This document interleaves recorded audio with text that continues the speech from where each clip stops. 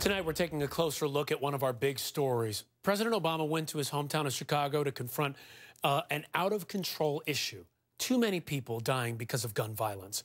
People like 15-year-old Hadiya Pendleton, a Chicago girl who was killed 1 week after performing at the president's inauguration.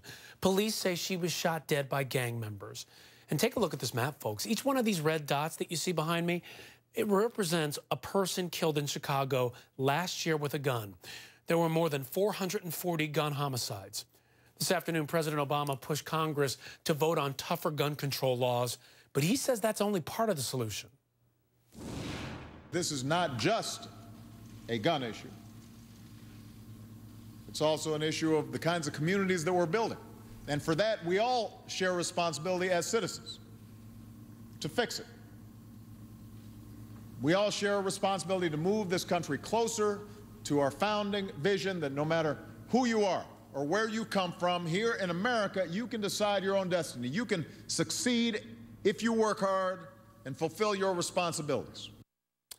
Our next guest, Ron Davis, knows exactly what it's like to lose a child to gun violence. His son, Jordan, was killed last year in a fight over loud music. I want to welcome Ron Davis and his attorney, John Phillips, to Evening Express. Gentlemen, it's good to see you. And Ron, I just have to ask you, you know, the president is making a push trying to get a vote on gun laws. Do you think that's going to happen soon? And do you think that's going to change things with gun deaths around the country?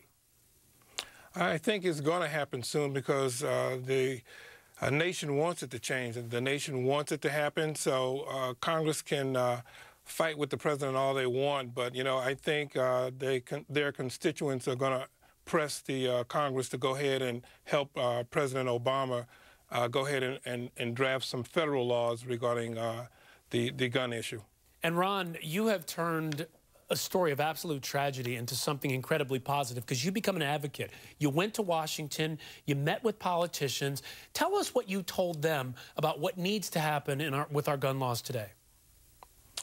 Number one, it should be federal. You know, the state-by-state guidelines are too iffy. You know, somebody has a gun in Georgia and the rules are different in Alabama and the rules are different in New York. And I just personally think that it should be nationwide, should be a federal law, and we should all be standard bearers. In other words, we should all go by whatever the federal government decides that we need for inspections of guns and, you know, any sale of guns, whether it be through a gun shop or sell from a family member, they should all have the federal guideline attached to it. Okay. And John, so the response a lot of people have to that, especially people who don't want to change some of the federal laws, is, hey, states should rule this. They should have control, and why don't we enforce what's already on the books? Why doesn't that work, in your opinion?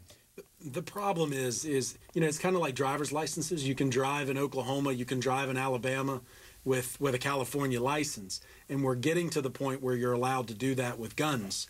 You know, you can have an open carry in Arizona, you can have a concealed carry in Florida, you can in New York City. And so to compare the two, you're completely changing up what the state's intent was to try to turn it into a driver's license situation, and now we're arming up everybody. There are as many guns as people are in this country, and it's only getting worse. Yeah, some 300 million guns on the streets. And you know what I think people really want these days? They just want to vote. They just want to know what our politicians are going to do on all this. It's part of what the president, I think, was trying to push today. Now, Ron and John, thank you so much. And Ron, I know tomorrow would have been Jordan's 18th birthday.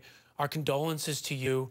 We're committed to staying on this story. I'm going to be down in Florida in the coming weeks, Ron, to speak to you, also to speak to you, John.